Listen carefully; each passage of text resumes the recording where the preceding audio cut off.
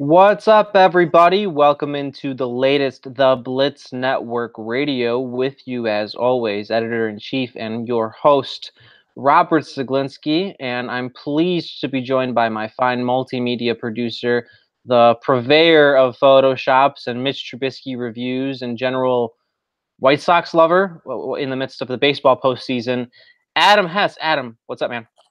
Nothing much, man. Just trying to not think about the White Sox not having been in the postseason for almost 10 years now. So thanks for bringing up the White Sox and playoff baseball at the same time. I appreciate that. Well, luckily the Bears are good again, right? The Bears can kind of take your mind off of it. Very true.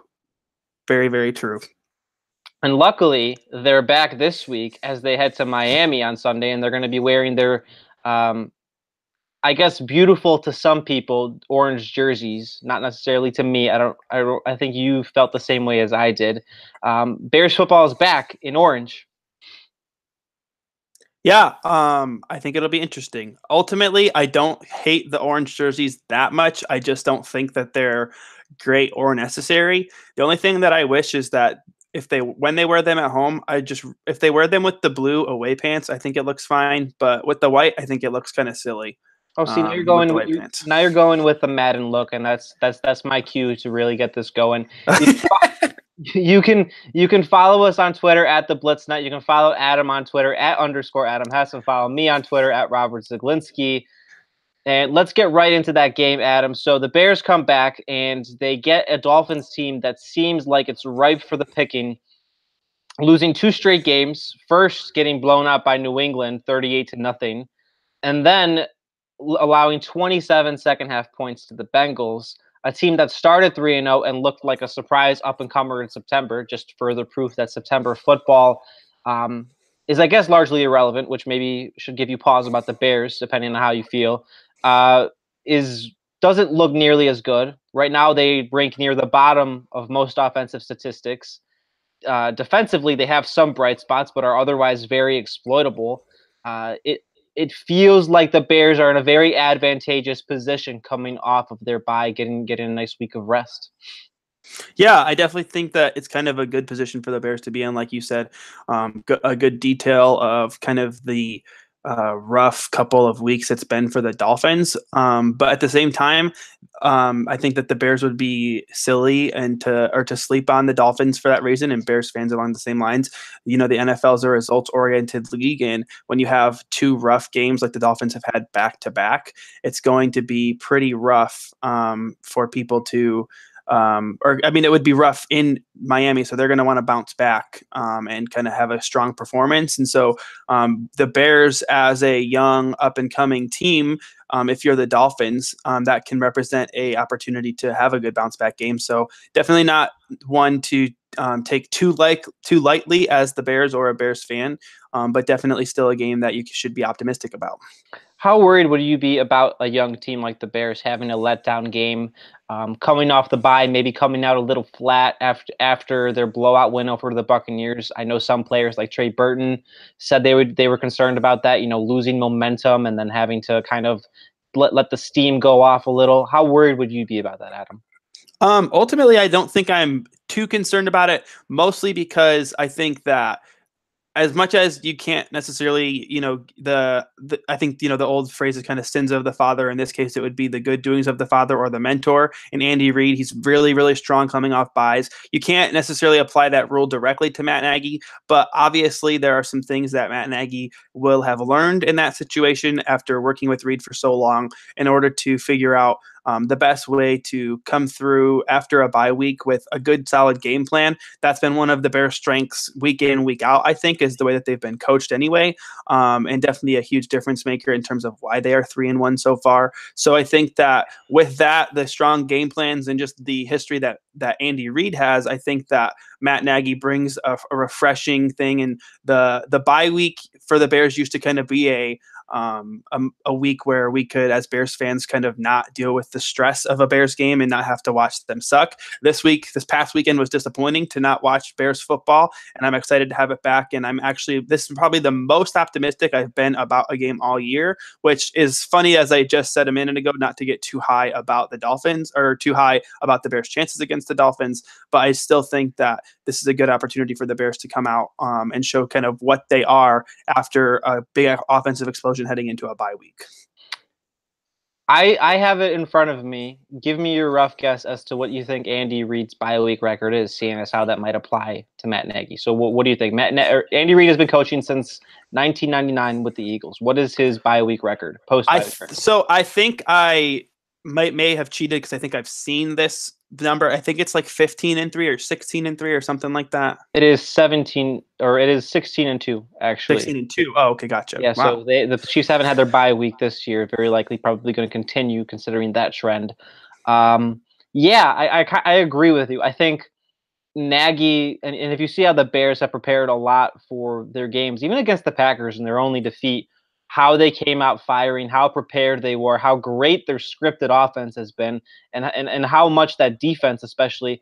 I talked about this with you on the last podcast we did. Like, this team has had the golden start in 3 of 4 games, meaning a 3-and-out defensively and an opening touchdown drive. If that's as good an indicator that Nagy's already following his mentor.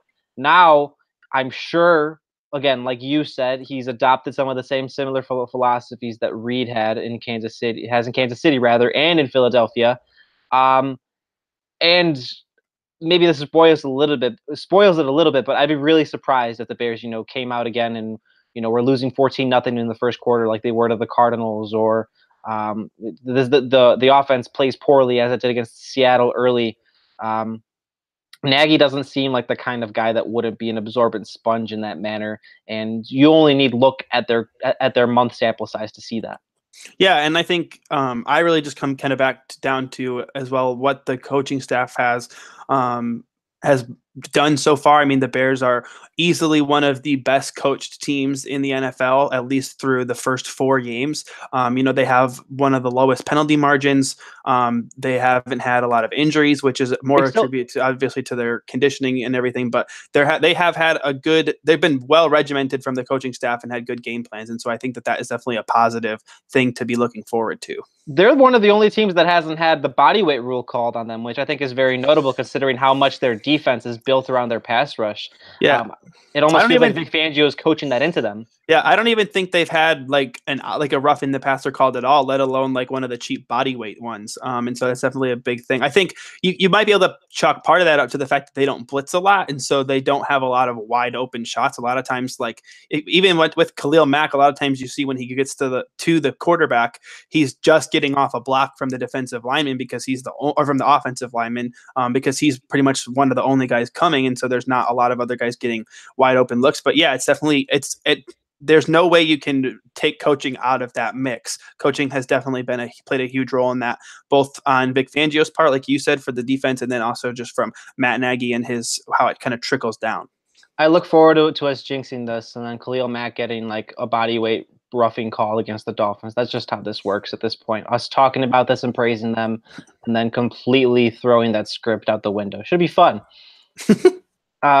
Let's get to the nitty gritty of the game. So, on defense, for the Bears, that is, so the Bears' defense against the Dolphins' offense, this probably is their most favorable matchup the rest of the year. So they already faced Sam Bradford and the Cardinals. They faced a porous Seahawks offensive line. But in terms of an overall grand scheme of things, the Dolphins right now, I believe, are like 29th in yards, 30th in points. Ryan Tannehill looks pretty awful, which is really, really hard to do in an NFL where it's very easy to now even put up average numbers as a quarterback. But there he is with a 86.8 quarterback rating, which is actually bad now in 2018. I should preface that 86.8 is bad in 2018. It doesn't feel like the Dolphins and, ironically, Adam Gase and Dowell Loggains can do much to Mack and company. Yeah, I agree with that. I think, one of the most telling stats, I think ESPN may have tweeted it out today from one of their side accounts, but it was about NFL quarterbacks under pressure this year, and Ryan Tannehill is the worst quarterback in terms of quarterback ratings when under pressure all year, and only worse than Josh Allen, who is a rookie and arguably the worst rookie quarterback, at least that was drafted in that first round, who's starting right now. And so definitely, not a comfortable position to be in if you are the Dolphins. And we talked about the porous Seahawks offensive line that the Bears played a couple weeks ago, but the Dolphins obviously have a few injuries on their offensive line as well. Former Bear Josh Sitton going to be missing out on this game, and then one other starters are hurt, and Laramie Tunsil went into the concussion protocol this weekend, and so he may miss this coming weekend. So that's 3 out of 5 starters, that 2 out of 5 that definitely aren't playing, 3 out of 5 that may not be playing, and that is definitely a good thing for the Bears when you consider that they've been able to pressure the quarterback despite blitzing the least in the NFL. So definitely a good thing that plays in the Bears' favor, and something to be worried about for Dolphins fans. I stand corrected, by the way, before I say something. The Dolphins are 28th in both points and scoring, and when I look at their DVOA, they're still somehow 7th overall. So that 3-0 start, I guess, really, really, really propped them up. They're still 7th overall in Football Outsiders DVOA. That doesn't really reflect the last 2 weeks on how awful they've looked and how awful their offense has looked and turning the ball over so much. You note that offensive line. So yeah, Jesse Davis, undrafted free agent against Akeem Hicks. Good luck. Leonard Floyd, we don't have an official announcement yet, but I would anticipate tomorrow there being an announcement of, oh, hey, he lost his brace, or, oh, hey, he has both use of his hands now. We're about at the timeline where he should have full use. So now you have Leonard Floyd on the other side against Laramie Tunsil, who came out of the same draft as Floyd, who I remember you really, really wanted for the Bears to draft as an offensive tackle. So you have that matchup going there. Probably something that favors the Bears realistically. And yeah, you have Tannehill just being under constant siege at this point. I think people give Brian Tannehill too much crap in general. I think he's better than giving credit for, but it's not as if the Dolphins are putting him in that position to succeed. Yeah, I definitely kind of agree with that. There's a ton of matchups to watch, and I think if Tunsil does end up playing, watching him against Floyd will be interesting, even though Floyd has not done a great deal of just pure pass rush this year. He's kind of been mixing in and out with his pass coverage and things of that nature. But I think that overall, just the Bears' ability to get to the quarterback despite not blitzing a lot, at least with more than just the front four, is definitely going to play a huge role this week, especially, they might be able to just start sending 5 people at the quarterback and still dropping back and creating pressure, again, on a depleted offensive line and on a quarterback that doesn't handle pressure well. Again, like you said, Tannehill probably better than given credit for, but and also in some rings, maybe given too much credit, and not as good as some people like to think he is. And so I definitely think that there's kind of a give and take there. I think he kind of is just an average quarterback. And I definitely think it's not someone that, I don't think they have the weapons really to really do a Frank whole lot. Gore is plays for them. So that tells you a lot. Right. Yeah. They don't really have offensive weapons. So I think ultimately from the Bears perspective, it's an opportunistic position to be in, because all you really have to do is go out there and not get beat as one of the league's best defenses by one of the league's worst offenses. And I don't think that's too tall of a task. And then you just hope that the offense can probably put up 2 or 3 touchdowns, and that probably can get you the game. So I think that that's going to be huge. We'll keep this format for most game previews during the regular season. Adam, give me your biggest key Bears defensive player. For me, I really think, obviously Khalil Mack is kind of the easy answer. Non-Khalil Mack. I think it's going to be Roquan Smith. I think the one of the things about the Dolphins is they don't have a lot of really good offensive weapons in terms of receivers. Their number one receiver last year was Jarvis Landry, and whether or not he's a real number one is kind of up for debate. He's having a decent year with the Browns, but he is having a decent year with the Browns. But anyway, they obviously got rid of him, and so now they don't have a pure number one. They don't have a pure running back. And so Frank Gore, who's kind of a power back, kind of going at those linebackers, I think Roquan Smith's going to prove important in there. And then also, the name of the Dolphins tight end escapes me off the top of my head, but I know that he's not bad. And Tannehill is going to probably be in positions to check down or go to his tight end a lot. And so Roquan Smith's pass coverage ability on tight ends is going to be important as well. Let's jump over to that offense. Adam, when I say Dowell Loggains and Adam Gase, you think? Well, Adam Gase, I think of Jay Cutler's best career year as a Bear. Okay. And I think what could have been if he hadn't had to leave. Because I was very optimistic about the Bears that year after Adam Gase left until I realized that Dowell Loggains was in charge now. But Dowell Loggains, I think Dowell Loggains got too much flack as well. Because there was that piece in the Ringer from a few weeks back. I don't know if you saw it. Kevin Clark wrote about it, where he interviewed Loggains, and Loggains, of course, is going to defend himself. But the way Loggains talked about John Fox and the Bears' 2017 offense, it was as if Fox had more dominion over last year than originally believed. Where I believe the specific play call that Loggains focused on was that trick play for Trubisky in his first start, where he went to go, relay it to Fox that, hey, I want to run this. I really think it's going to work. We really need this. It's a tight game. And Fox just was so adamant that it was gimmicky or that it was stupid, which, it's a trick play. So it inherently is gimmicky, but it was more about the difference in mentality between a conservative coach and a guy who only the year previous somehow was able to get the Bears to 15th in offense, despite working with Jay Cutler, Brian Hoyer, and Matt Barkley at intermittent points. So, yeah, I agree with you. I think both. Ultimately both. Here's what I should say about Gase by that comparison.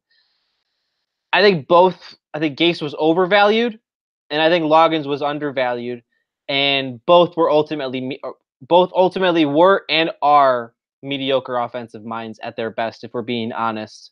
Yeah, I definitely agree with that.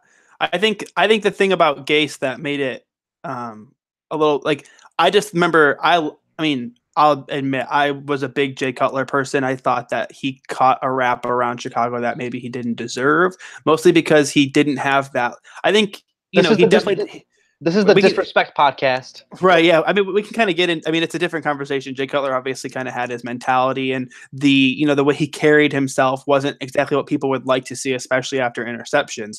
But I thought he kind of had the ability to be a good quarterback for the Bears. Obviously, the Bears don't have the richest franchise quarterback history. And I think that Jay Cutler, for better or worse, probably goes down as the best Bears quarterback ever so far. Right. And again, not that I'm saying that Jay Cutler was some franchise savior, but he wasn't exactly horrible either. And I think that the year that when Gase was with him and really unlocked and had the best year ever, that was really exciting. But I think it also, like you said, did end up with people overvaluing him. And I think he might have got a head coach job when he wasn't quite ready for one.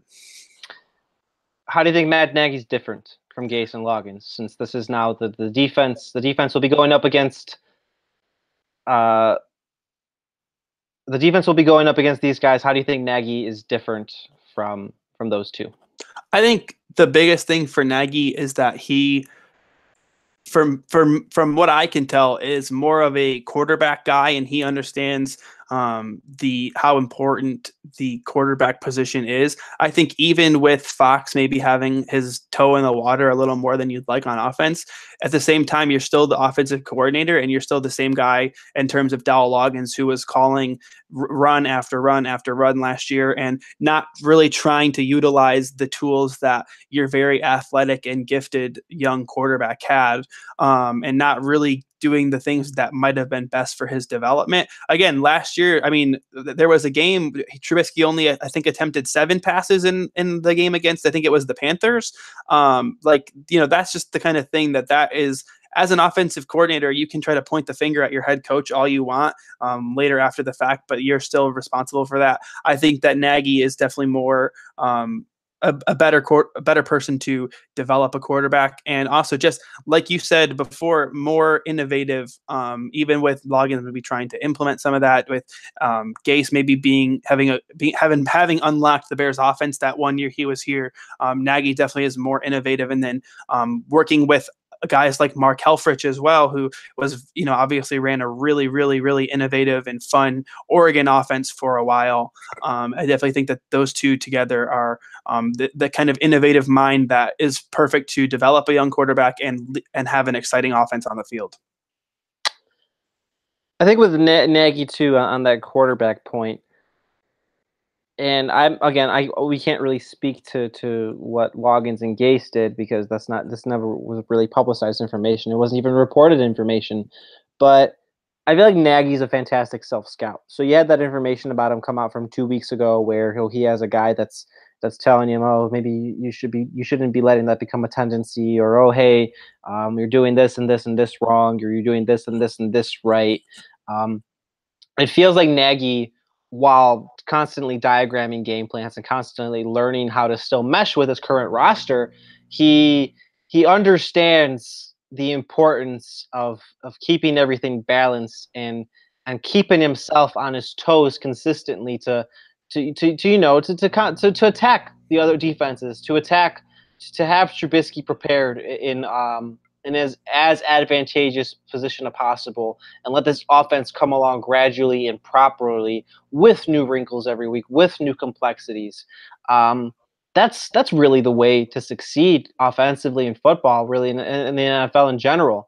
You have to consist. You can't ever get complacent. You can't ever, oh, hey, this works this week, this works like this.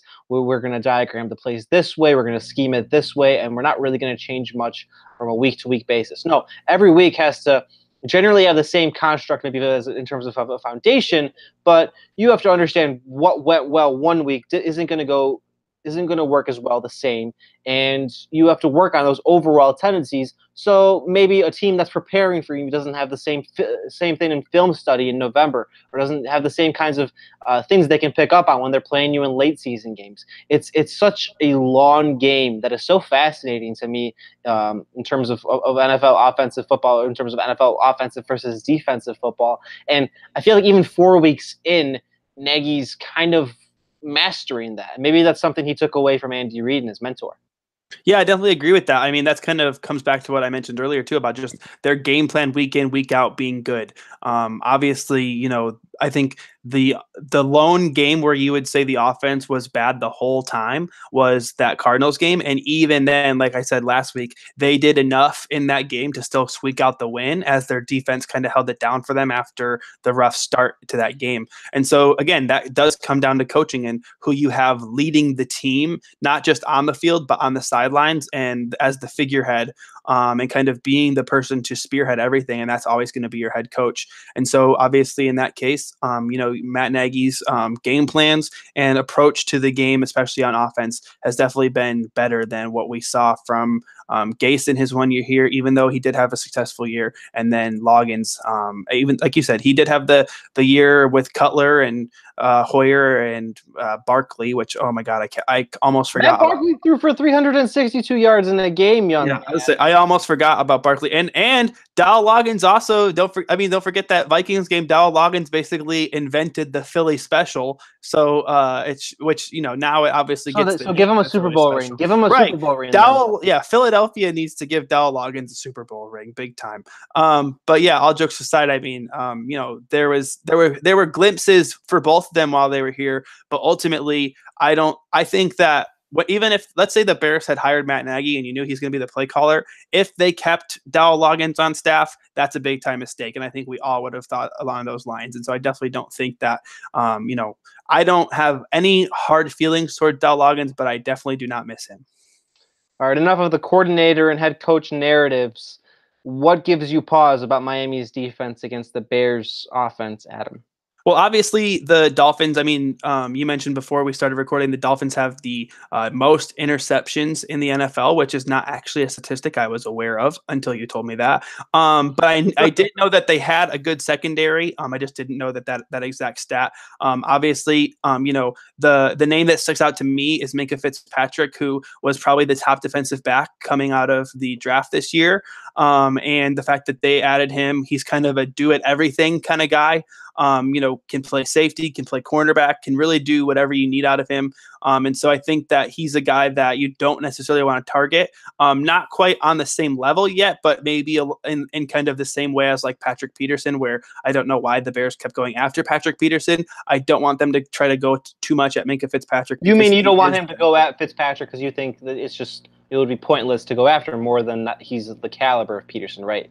Exactly. Yeah, okay. Exactly. Because he has the ability. He's not the caliber of Peterson quite yet, but he has the ability that he's not someone you want to keep going at because eventually he's going to make a play. And that's not what you want to do. So he definitely want to spread it out. And so, but it's not just Fitzpatrick either. They have a strong secondary overall. And so obviously the big headline coming out of the Tampa Bay game was the game that Trubisky and the passing attack had, and how little usage Jordan Howard saw in that game. I think in this kind of game with a secondary like that, you're going to want to see a little more balance from the Bears offense. My only issue with seeing the Dolphins continue their kind of, stellar takeaways on the back end is that they don't really have much of a pass rush to kind of get at Trubisky. Trubisky's biggest issue is blitz. Trubisky's biggest issue is guys getting in his face and then him just losing all sight of competence. They're relying on Cameron Wake the 36-year-old Cameron Wake, who has 1 sack, who used to be one of the best outside linebackers, defensive ends in the NFL, and is kind of a shell of himself at this point. Miami doesn't really have anything that can get after Trubisky. Really, to me, what this offensive and defensive matchup for the Bears comes down to is that, just Trubisky plays within himself. That kind of your last point where you keep this is the game where there's been a lot of fervor over, Jordan Howard's being misused, maybe overvalued, maybe undervalued, whatever. This might be the game to kind of give him those 20-plus carries and work more play action, work a lot of Trey Burton, and, maybe might not be the time to get someone like Allen Robinson going, even though that's something we also want to see.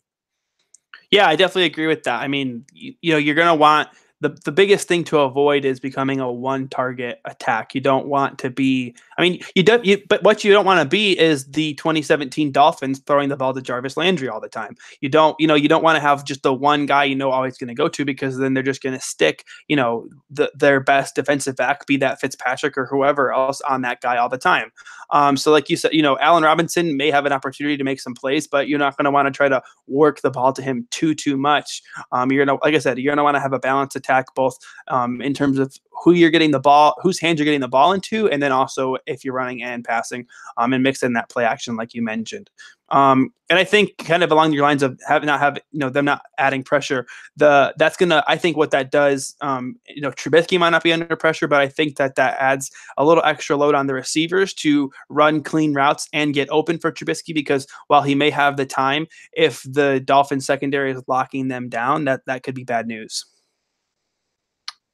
Key player to watch on the Bears offense. I think it's aside from it. Okay. Well, yeah. Aside from Mitch Trubisky, obviously, I mean, it's kind of he's obviously going to be the key player each week, Trubisky, at this point, because his development is basically almost is just about as high as the Bears will go.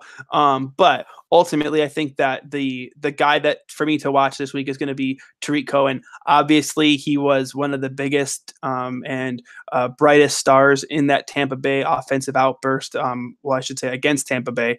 And so I think that Cohen getting involved again, both in the running game and the passing game, is going to be important. Like you mentioned, you do need to get Jordan Howard more touches, because I think sometimes when Cohen's in the game, it's a little more obvious that you're going to be passing the ball, which maybe is also a reason reason why, again, mentioned that you want to get Cohen the ball on the ground as well. But mixing in, having Howard and Cohen kind of rotate or be on the field a lot of times together could be a good opportunity for the Bears.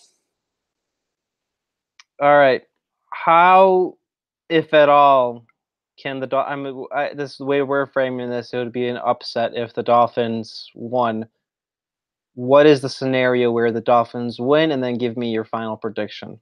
Well, I think the biggest thing for the Dolphins in order to win, I mentioned before, the Dolphins I don't think are going to be able to light the Bears up offensively. I think that the Bears defense is too good, and the Dolphins offense is, lacks the extreme playmakers, lacks the highly skilled quarterback.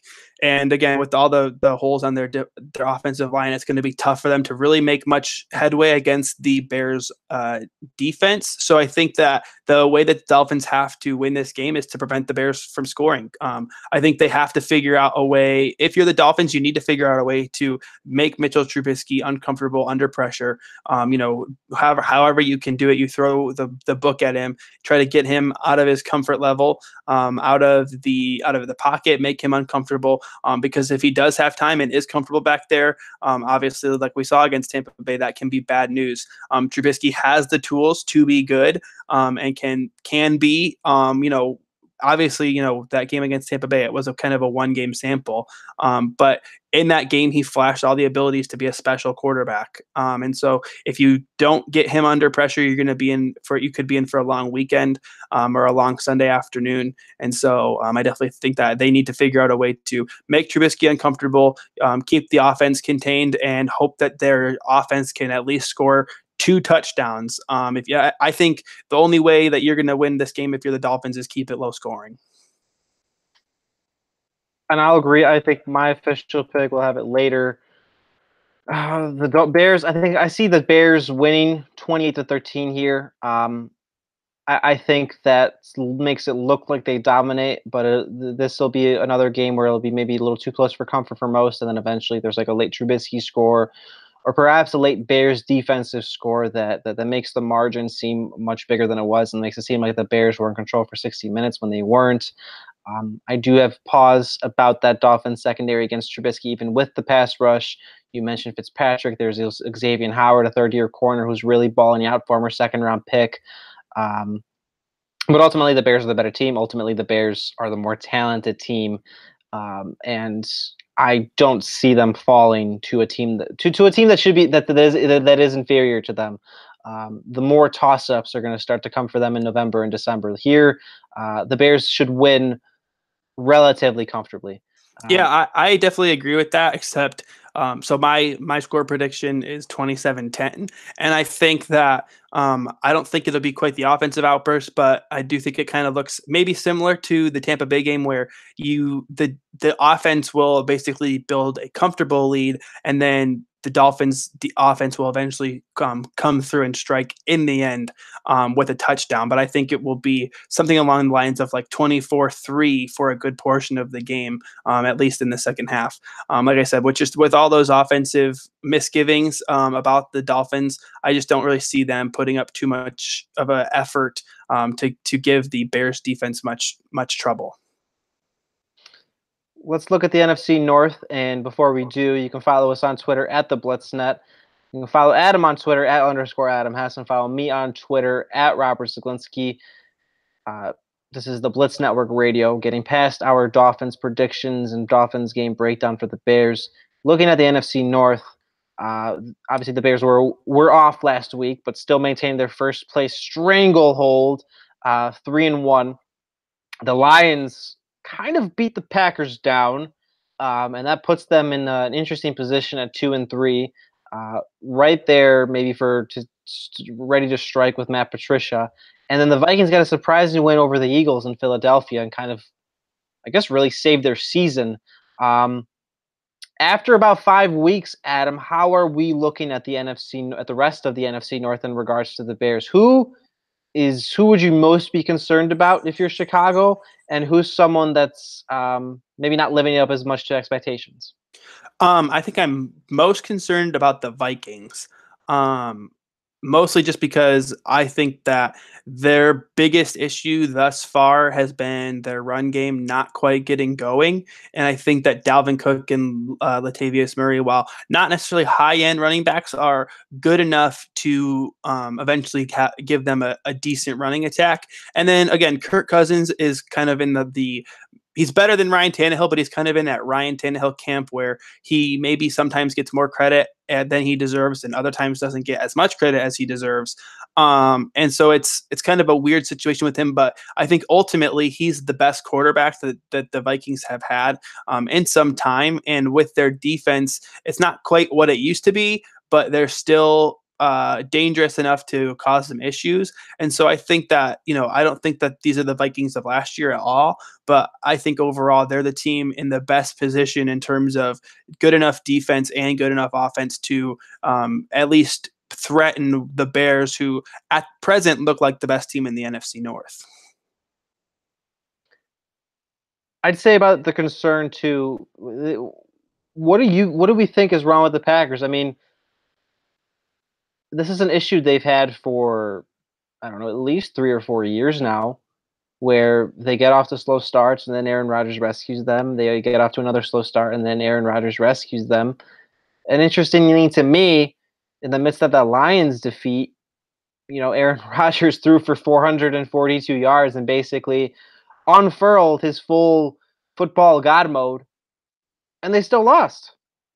Lost. I mean, obviously a big part of that loss for them is just Mason Crosby having, what an unfortunate day for him. Honestly, I mean, as much as I hate the Packers, I really started to just feel bad for Mason Crosby and for myself because I had picked up Mason Crosby in one of my fantasy leagues just before the game. But that's neither here nor there. But I mean, it was just such a difficult thing to watch where, again, I hate the Packers as much as anybody, but when you see a guy, I mean, Mason Crosby's a good kicker. And when you're seeing a guy who's just missing kick after kick after kick, eventually it just becomes painful because kicking is such it's a thankless job, because when you do a good job, all you get credit for is doing your job. And when you miss, you get hated on for not doing your job. And so in that case, it was the latter for Mason Crosby. But among that whole thing, I think ultimately, the big thing that's kind of been going around Twitter and the news is that Aaron Rodgers is having some issues with Mike McCarthy, which is,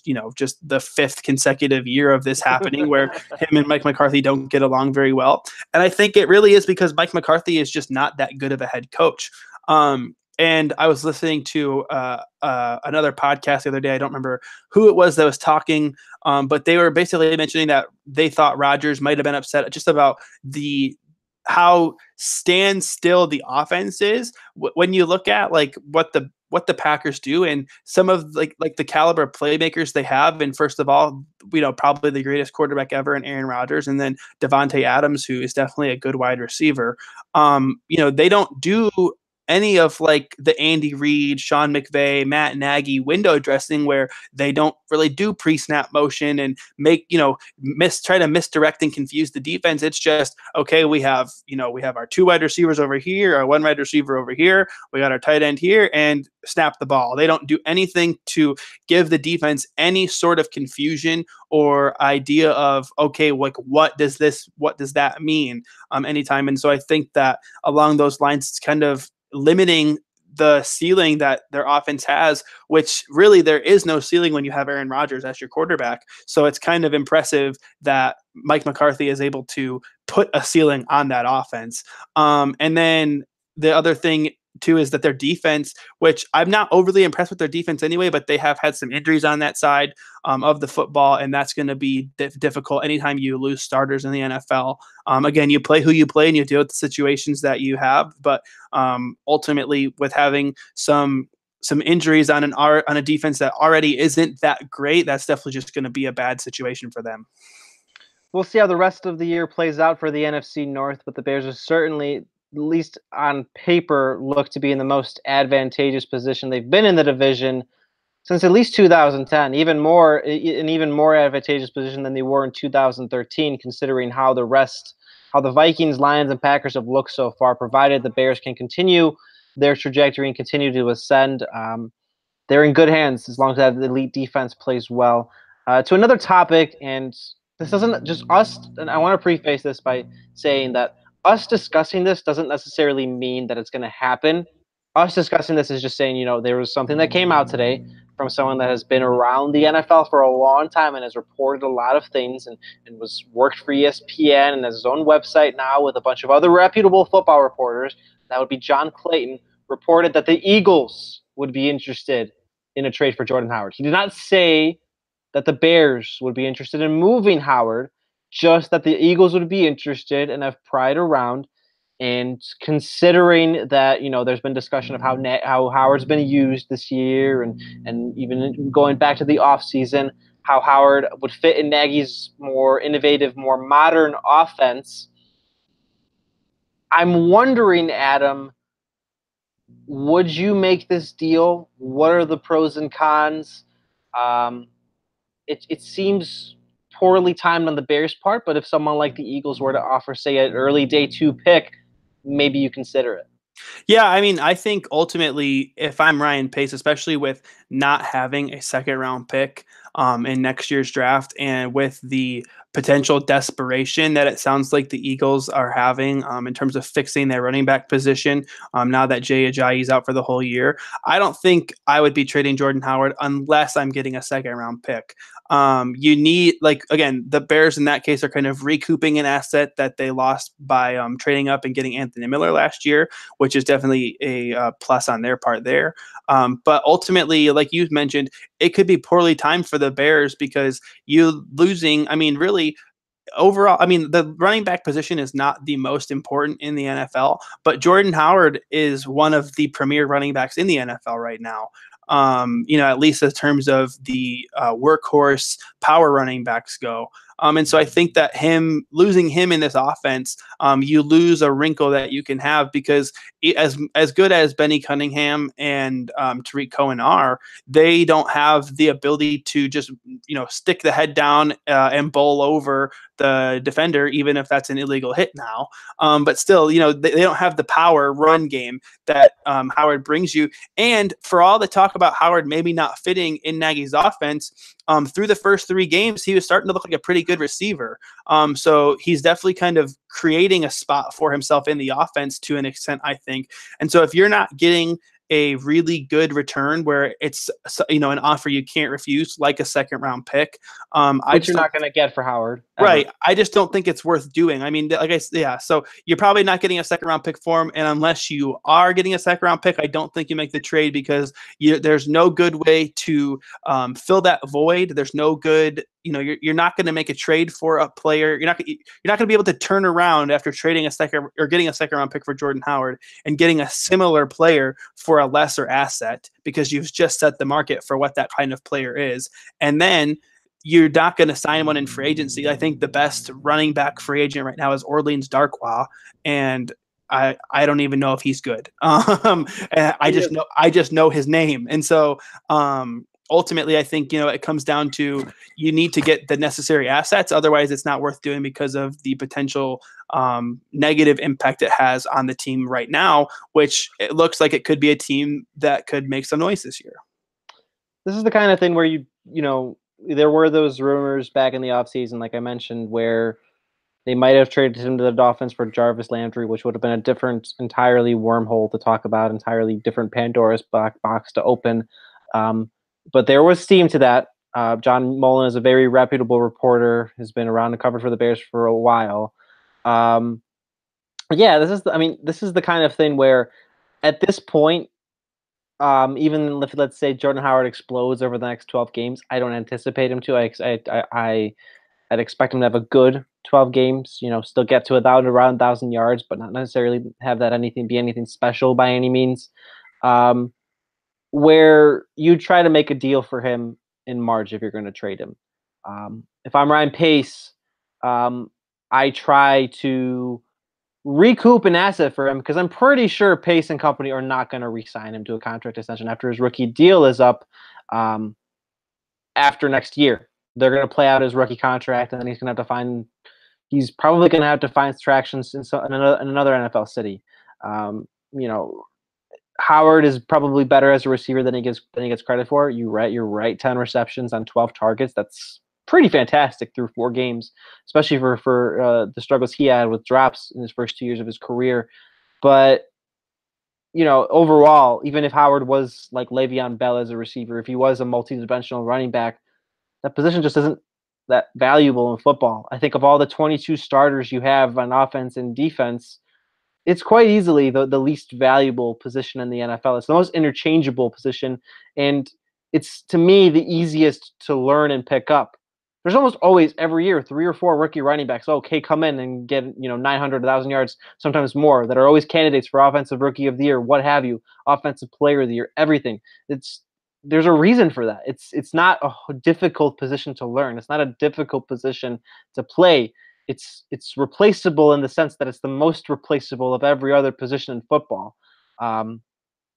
So if you're going to make a deal for Howard, and I'd do it in the offseason to not capitulate, to not implode everything they have going, like you mentioned, and try and use that pick on a guy in the draft.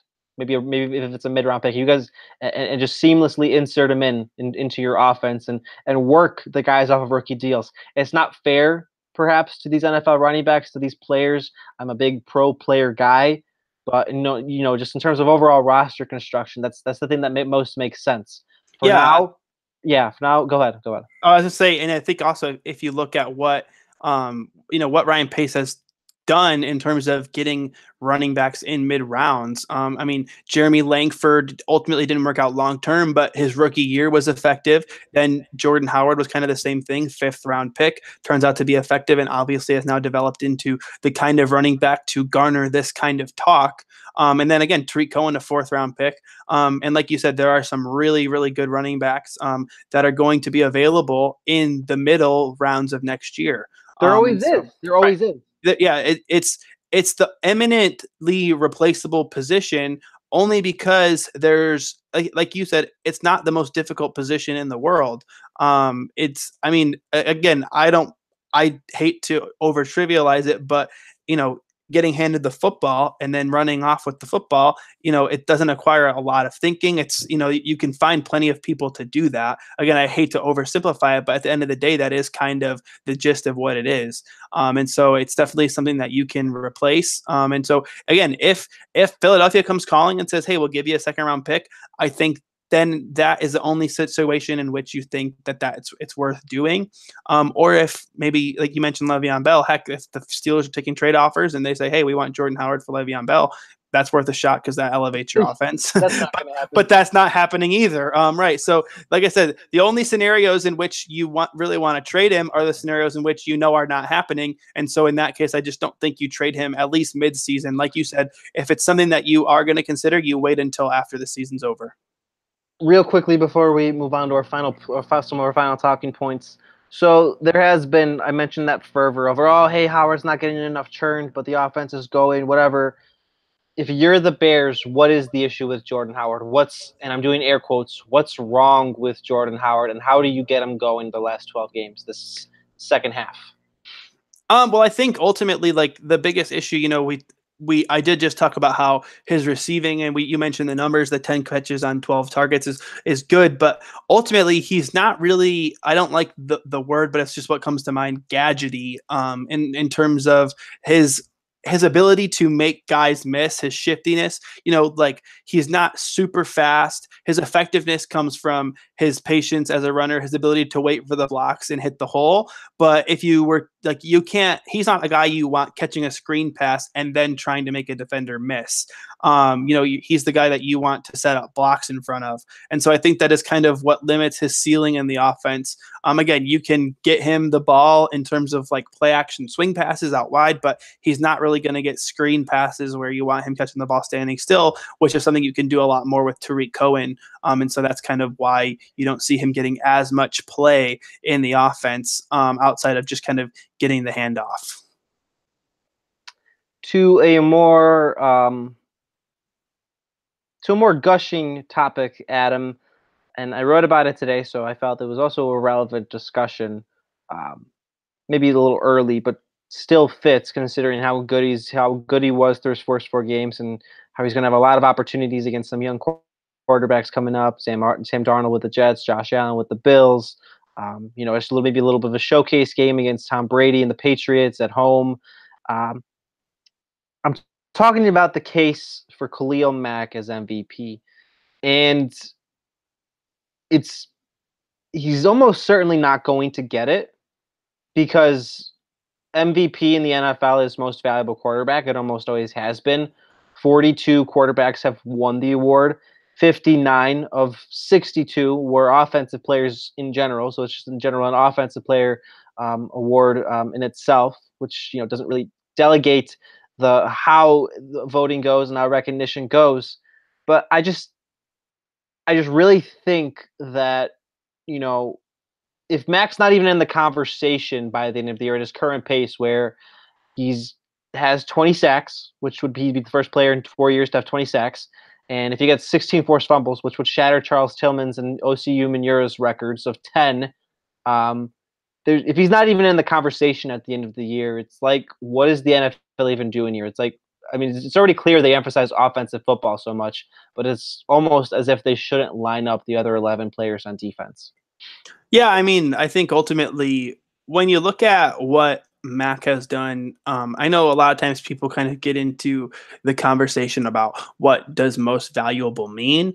At the end of the day, I really think that the MVP trophy should maybe be renamed to like best player.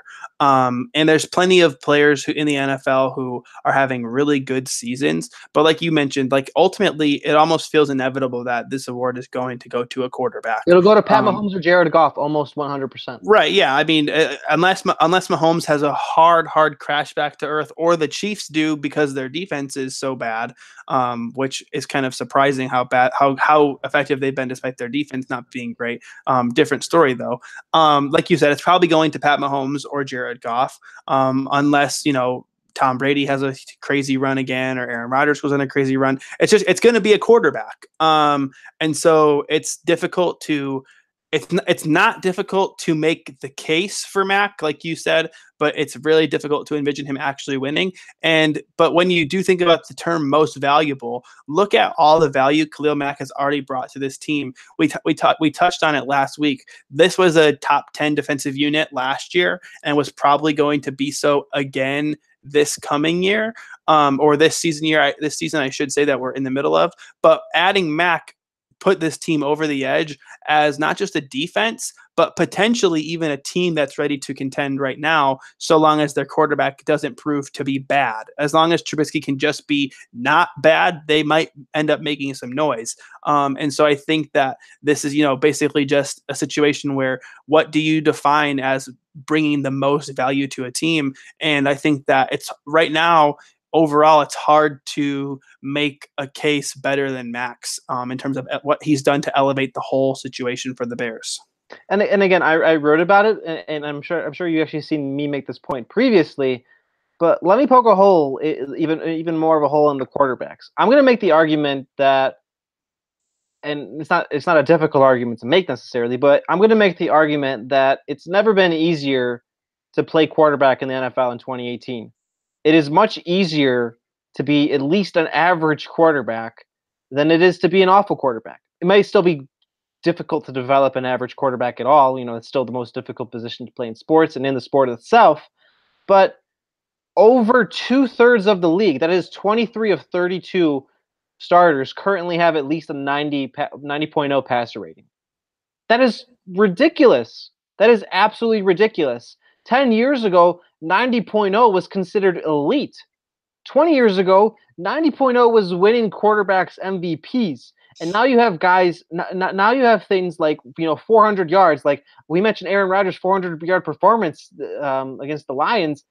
I barely blinked my eyes. I barely batted my eyes at the fact that he did that. That wasn't nearly notable. Like that should be ridiculous. That should be that's like getting 5 or 6 sacks, or it used to be for a pass rusher. And now that's just a thing. That's just a thing that happens, Adam. That's just a thing that that quarterbacks do. It's because it's so easy to get those numbers and it's so easy to complete so many passes. So for me, how valuable is a quarterback really when the whole game is skewed in their favor with rule changes and the body weight rule and the pass interference rule and and how offenses are so geared in that fashion. I know, again, they're still the most valuable player in the sport just by virtue of what the position is asked to do, but I'd argue that the NFL has watered down the position's value, that is less valuable, and that when a guy like Mack, and I'm literally not even just saying this out of my Bears bias, I'm saying this on a legitimate defensive point. I am standing up here on this pedestal for defensive players all over the NFL.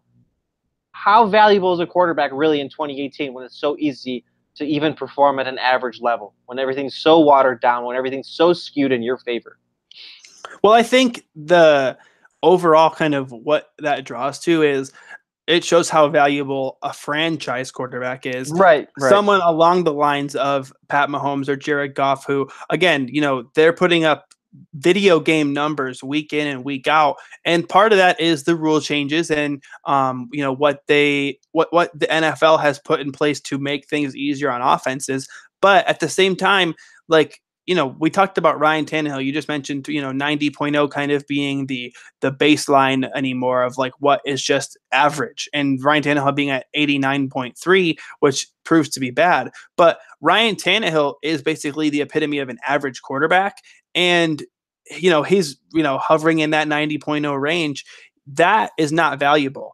But a guy like Pat Mahomes or Jared Goff, who are making the difference every week that they are, or like Aaron Rodgers, obviously that brings a lot more value than just any more of these 90 passer ratings may not be valuable, but the franchise quarterback, the franchise status quarterback is definitely still the most valuable thing in football. I mean, because I really, and again, obviously playbooks and everything kind of comes into play, but if just from a pure talent standpoint, if you're to put Jared Goff or Pat Mahomes on the Dolphins instead of Ryan Tannehill, just to kind of stay on that point, that's a much scarier offense just on that point alone, because they have a much better quarterback in terms of pure talent, in terms of what he can do. And so I think that along those lines, it just does show the value in that realm. But I do think that's a good point, though, is just how valuable is the quarterback position overall, and is it still worthy that is the most valuable player overall in sports, when when you look at too, the draft last year or the last 3 years, I guess maybe the 2 years might be better, but 16, 17, and then what we've seen so far from 18 quarterbacks, it's a lot of good play from these young quarterbacks. Goff and Wentz look like two of the best quarterbacks in the NFL. Wentz has had a slower start this year after coming back from ACL. But then you have Mahomes and Trubisky and Watson, who have all had explosive games this year and have all shown the ability to be good. And then Sam Darnold had a good first game and has not looked great game in and game out, but has been looked fine for being as young and raw as he is. Josh Rosen takes over the starting job in Arizona. I don't know how I did that. I think I put Cardinals and Arizona in one word and said Carolina. Don't ask me how I did that, but in Arizona. And then Baker Mayfield has been a difference maker. Obviously got the Browns their first 2-win season under Hugh Jackson. And so, it is kind of becoming easier and easier to play quarterback, when for a long time it took a while for young quarterbacks to become legit in the NFL. Now it's looking like it's becoming, in the second year, if you're not a franchise quarterback, people are ready to give up on you, because that's how quick people are developing anymore. So it does kind of raise the question that you posed of how really valuable is the quarterback position. I'll make this final point before we get to the Week 6 schedule, and I know I didn't write that exactly in our little rundown, but we're going to do Week 6 schedule and picks, Adam, since you're a very responsible person that doesn't gamble or anything, right, or doesn't do anything like that. We're going to do the Week 6 schedule, but I'll make this final point. I think it's more difficult to excel, or almost on level now, which would be a good case for Mack. I think it's more difficult to be a defensive player and be a superstar defensive player than it was years ago. I think a guy like Mack, particularly excelling as a pass rusher, with now even rules skewed towards them, like the body weight rule and such, that should put him at least at this point we're probably arguing a moot point with him winning it. But if he's not in the top 3 in voting, then that's an issue. Yeah, go ahead. Sorry. It's harder to play defense. It's just harder to play defense than ever. And if you can excel and still put up crazy numbers and still dominate offensive tackles with not when you're not only working against the offensive tackles anymore and guards and whatever or quarterbacks. You're working against literally the officials that are mandated by the league. You're working against the league. If you can excel with those kinds of constraints, that's a fantastic argument in your favor to at least put you in the conversation the way Mac has. Yeah, I definitely agree with that. And I think it kind of presents the argument of maybe there should be, we talk about week in, week out, we say, who's going to be the most important player on the Bears defense aside from Khalil Mack? Who's the Bears' most impactful player besides Khalil Mack? Maybe we should start talking about the best quarterback award and then the best, the MVP that isn't a quarterback award. And so that can be on either side of the ball. Right, exactly. So I think that it's definitely going to be, again, I don't think it's something that we're going to see happen because this is a quarterback league. Offense is what people want to see. Defensive football games, as much as some people might get off on defense, especially Chicago enjoys defense, right? Yeah. It's not as exciting to watch as a shootout because like the Super Bowl last year is a good example where it was so exciting because it was so high scoring and it felt like every time the ball was turned over or given to the other team, however, it was going to be like it could be game changing because oh my gosh, what if they go score here? And so with moments like that, that's more exciting to watch. It's what drives ratings, and so I think that I think we're not yet done with seeing the offensive advantages get granted by NFL rules. And so I think that from here on out, like you mentioned, it is almost at this point more valuable to be an elite defensive player than a good quarterback. Enough of our soapbox rants. Let's finish this podcast up. Khalil Mack, my friend. Khalil Mack, my friends. I look forward to the Superfan skit in the future. Let's get to the Week 6 picks, Adam. First up, Eagles at Giants. Thursday Night Football on Fox. Eagles at a surprising 2-3. Giants not really at a surprising 1-4. Should have drafted Sam Darnold, not Saquon Barkley, Reggie Bush 2.0. Who do you have here? I got the Eagles. I think the Giants have too many question marks. I think as much as the Eagles have struggled early on and may not be the Eagles of last year, I just don't think that that's a game that they lose. That's the kind of game where I think, okay, the Giants played the Panthers type, but are the Panthers really good? There's so many things that come to mind, but at the end of the day, I think that's just a gut feeling, and you have to go with the Eagles. Yeah, I still the Eagles certainly aren't the Eagles of last year, an absolute juggernaut. This doesn't feel like just a slow start, but they're still the best team in the NFC East. They're still better than the Giants. They're still better than Washington. And they're still definitely better than the Cowboys. That's a playoff team. That's a team that's going to win 9 or 10 games, and they're going to take advantage of the Giants, one of the worst in the NFL. The Buccaneers, so the beaten down Buccaneers, after getting destroyed by the Bears and such, going to another surprisingly really, really bad Atlanta Falcons team coming off of a 41-17 blowout to the Steelers. I know this is a game that you were kind of you weren't really sure where to lean. So what's your official stance, Adam?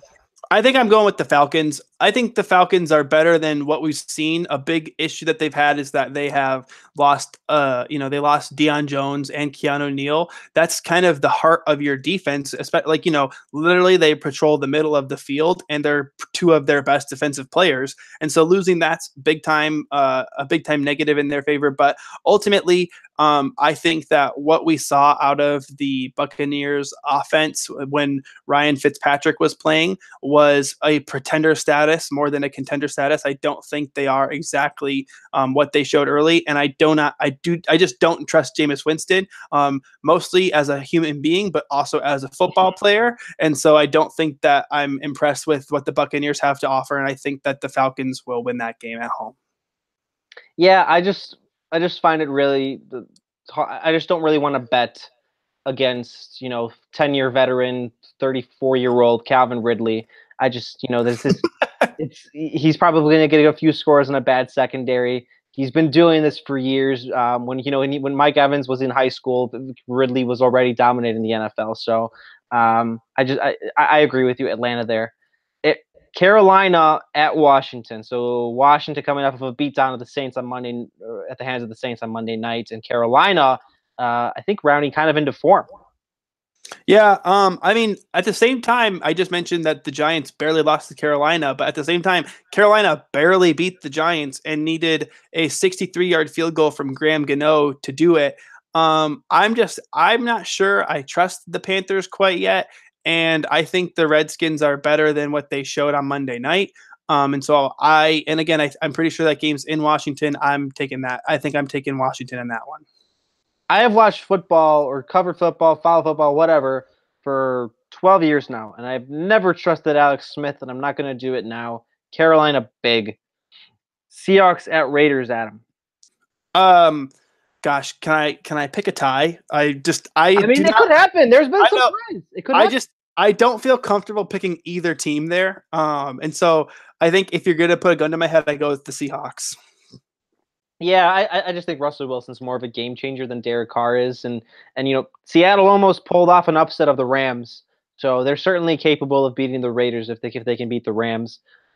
Russell Wilson, he also might have even pulled off a comeback against the Bears, so that's something certainly notable. I think you have to pick Seattle, although, like you said, a tie wouldn't be surprising. There's been more ties than usual considering how the overtime is structured. Colts at Jets. So your hometown Colts, baby. Yeah, I got the Jets in this one.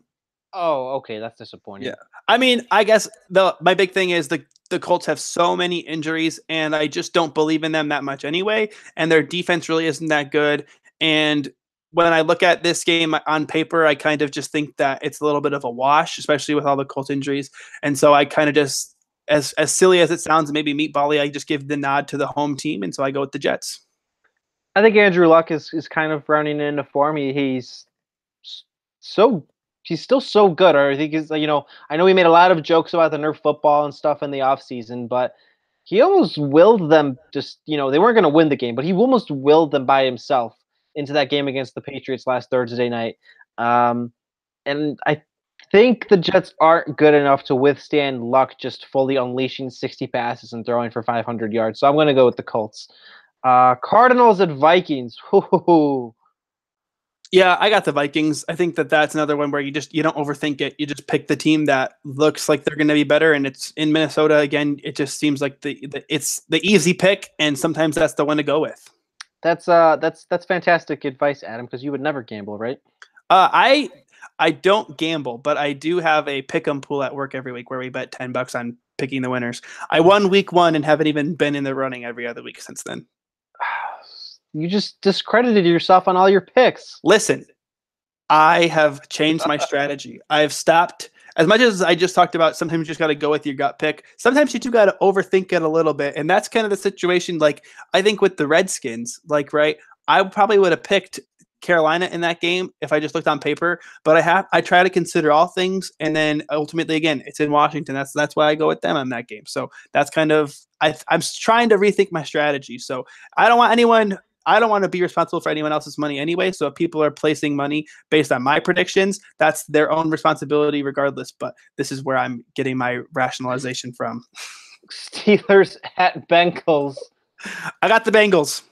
Yeah, I think the Bengals, they're in prime position to go 11-5 and 12-4 and then do their customary first round playoff loss in January. They look very, very good. They look like an elite team, and they look like one of the best teams in the league that isn't getting enough attention. So it's going to be funny when that happens. Once it gets really, really cold. Bengals big over the Steelers. Chargers at Browns. I got the Browns in that one. Yeah, I'm gonna go the opposite. I Phillip Rivers has an amazing bolo tie. Chargers, Melvin Gordon's kind of getting rolling. That team's not as good as the Chiefs, but they're certainly better than the Browns. Josh Allen against Deshaun Watson. Bills at Texans, one of the most electric matchups of the season. For sure. I just have, by principle, even though the Bills have won 2 games, there's no way I can talk myself into picking them ever. So I just go with the Texans. Yeah, I trust in Josh Allen. That'll be like my rule of trusting Alex Smith. You just don't do it. The Bills could go 15-0 and be in week 16, and I still would not pick them to win a football game. Yeah, because it would just feel so fluky. It would just how they would be winning would feel so fluky. So definitely Deshaun Watson, the Texans here. We already did the Bears and Dolphins. Rams and the Broncos in Denver. Rams. That's big. There's your something to do. We're not overthink. Oh, hey, maybe Case Keenum pulls the upset. No, they won't. Nope. Ravens and the Titans. I don't know who the Titans are. I don't know who the Ravens are. This is actually very, very difficult. Yeah, I think this is a game, again, where I have this weird gut feeling that I don't have a gut feeling, and so I just think I don't have an obvious pick, and so I just default to the home team and go with the Titans. Yeah, the Titans lost to the Bills, ironically, last week. But I think I'll trust them here and Marcus Mariota over the Ravens, even though Marcus Mariota is starting to look like more of an Alex Smith than an Aaron Rodgers in terms of a difference maker at quarterback. It's to me, and to me, the rule is pick the better quarterback. Marcus Mariota is a better quarterback than Joe Flacco. Yeah, and I think too at the same time, the Titans. I feel like the Titans have been doing this kind of every year, and even though it's a new head coach, it's still kind of the same franchise. And they just every year we're kind of in this what are they realm, and even last year we're like what are they? We don't really know, and then they make the playoffs, and then they beat the Chiefs, and that like all of a sudden it's like oh like maybe they are a good team, and then they just get blown out. They go back to the same form. Right, exactly. And so I think they're so in and out. And so last week was out. And so this week I think they'll be in and get a win. Jaguars and the Cowboys in Dallas and Jerry World. This is a game I think it's like this is another game where for me it's super easy to either go with on paper it's super easy to pick the Jags, or you can go it's too easy to pick the Jags. They just lost to the Chiefs in bad fashion, and the Cowboys are that like maybe you could say due for a win, but ultimately you think about then it was Pat Mahomes, and Dak Prescott on his best day isn't half of what Pat Mahomes is, and so you can't pick the Cowboys in good conscience in this game. It's got to be the Jags. Yeah, to me, you can't trust Blake Bortles either, but Dak Prescott hasn't been great, and Jason Garrett has the best short yardage offense in the NFL, and as we saw on Sunday night, he won't use it. This is the kind of game where Jalen Ramsey's gonna have a lot of fun, and that whole secondary and Calais Campbell and everybody's gonna have a lot of fun with Prescott and an offense that doesn't know how to scheme itself. And oh baby, Sunday Night Football marquee matchup. I almost don't want to get to the game after this because the game after this is just the exact opposite. But the Chiefs heading to Foxborough to face the Patriots in primetime. Who do we have here, Adam? So this is a game where I didn't know who to pick, and then I looked up what the betting line was, and I saw that the Patriots were favorites, and that pissed me off. So I'm picking the Chiefs. What is that? What is that logic? I don't. So mostly just because I feel like the Patriots are favorites riding solely on reputation. I don't like if it's kind of the game where I didn't know what to do, like because I can see this being the kind of game that the Patriots win and really bring the Chiefs back down to earth, or I can see the Chiefs continuing this offensive onslaught that they're going on. But when I see that the 5-0 Chiefs, who have thus far the best quarterback in the NFL this year and have been just this nearly unstoppable force on offense, and then just because they're playing the Patriots and it's in New England, they're now the underdogs. To me, that just I don't see the full logic there, and so that just kind of convinced me not to overthink it for myself and just say the Chiefs have been better this year. They're going to win this game. The Chiefs are the better team, but I will give New England as one of the best home field advantages in football, and they typically start getting it really rolling in October. They're not really a September team, and it's notable in itself that they've started to play well already after a poor start. I think this is the game where that Chiefs defense you talked about a little earlier comes back to bite them, and Tom Brady dices them up. We're going to see a shootout. We'll see something in the realm of 38-35, 35-31, 41-38, whatever, all those kinds of scores. And I think in an instant classic, Tom Brady and company come out on top going into a pretty hyped matchup against the Bears in about 10 days from now. And then finally, literally, like I said, the exact opposite in terms of a hype of game or game anyone really want to watch. You have CJ Beathard, Beat Hard, whatever. Beathard. It's just I can't even. His name is going to Lambeau to play the Packers. And that struggling Green Bay team. What do we have happening here on Monday Night Football? Yeah, you have not Jimmy G against Aaron Rodgers. So I think it's pretty easy to pick the Packers in this one. You just talked about the Patriots having one of the best home field advantages in football. I just think there's something about Lambeau that is. It's just like it's got to be the most intimidating place to play because it's like the middle of nowhere town in Wisconsin, and these crazy people are coming from all over the place. These just like Wisconsin people, which you have to be kind of crazy to live in Wisconsin to begin with. We're bordering on being offensive right now, but continue. Listen, I'm not trying to offend anybody. I have family in Wisconsin. I say that out of love. You do have to have a special kind of insanity to live in Wisconsin, but in a really good way. And I just think that that's an intimidating place to play. And then the 49ers, as much hype as they got over the summer because of Jimmy G and Kyle Shanahan and this and that, they're just not that good. Their defense is not that good. And now that Jimmy G is obviously out, they could be one of the worst teams in the NFL at the end of the year. And so I just don't, there's no way that you can convince me to pick them against the Packers in Green Bay on a Monday night. Yeah, to me, I'm going to steal one of your logics from a previous picks thing with the Bears. If the Packers don't win by at least 2 scores against that poor 49ers team, then there is something seriously wrong with them, even more than we've already discussed.